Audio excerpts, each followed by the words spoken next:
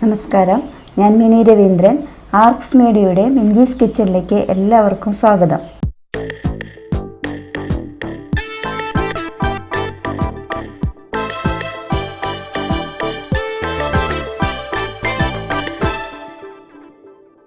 Cashew nut കൊണ്ടുള്ള ബർഫി മിക്കവരും കഴിച്ചു കാണും. അതെങ്ങനെ നമുക്ക് വീട്ടിൽ എളുപ്പത്തിൽ റെഡിയാക്കാനാണ് ഇന്നത്തെ നമ്മുടെ വീഡിയോ.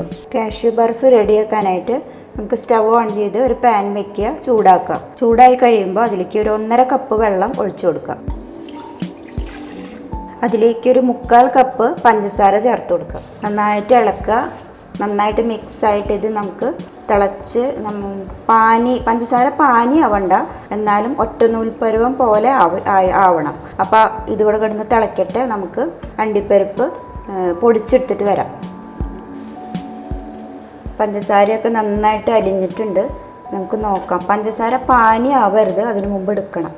ഇത് ഏകദേശം ആയിട്ടുണ്ടെന്ന് തോന്നുന്നു. നോക്കട്ടെ.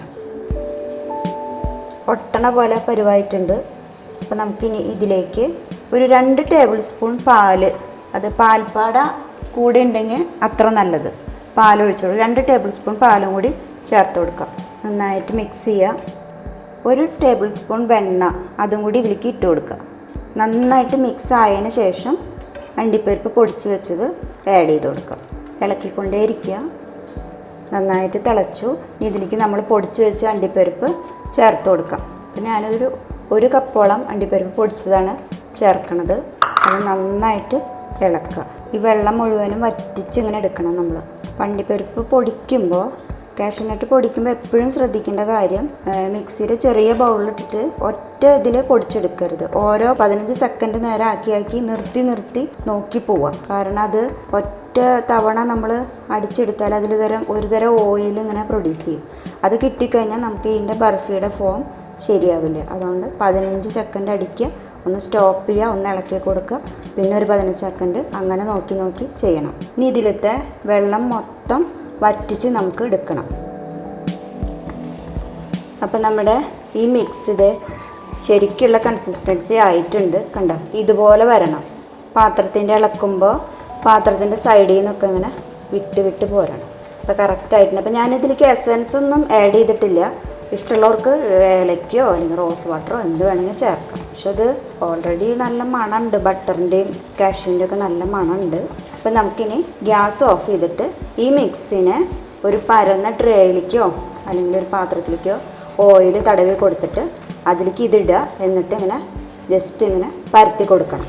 അപ്പോൾ ഞാനൊരു ട്രേ പോലത്തെ പാത്രം എടുത്തിട്ടുണ്ട്. എന്നിട്ട് അതിലേക്ക് കുറച്ച് ഓയിൽ ജസ്റ്റ് ഒന്ന് സ്പ്രെഡ് ചെയ്ത് കൊടുക്കുക. ബട്ടർ ഇഷ്ടമുള്ളവർക്ക് ബട്ടർ ആയാലും കുഴപ്പമൊന്നുമില്ല. ഇതിലേക്ക് നമ്മുടെ മിക്സ് ഇതിലേക്ക് ഇട്ട് കൊടുക്കുക.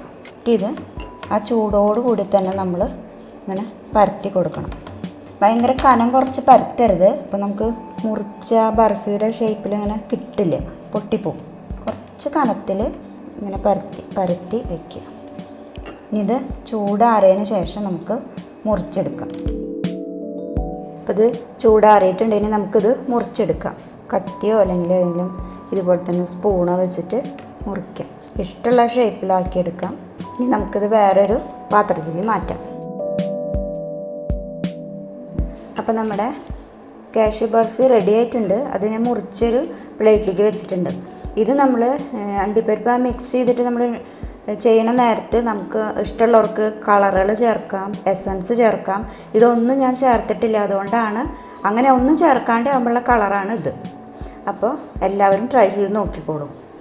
വീഡിയോ എല്ലാവർക്കും ഇഷ്ടമായെന്ന് കരുതുന്നു. ലൈക്ക് ആൻഡ് ഷെയർ ചെയ്യുക. സബ്സ്ക്രൈബ് ചെയ്യാനും മറക്കരുത്. അടുത്ത ആഴ്ച വീണ്ടും കാണാം. അപ്പോൾ എല്ലാവർക്കും താങ്ക്സ്.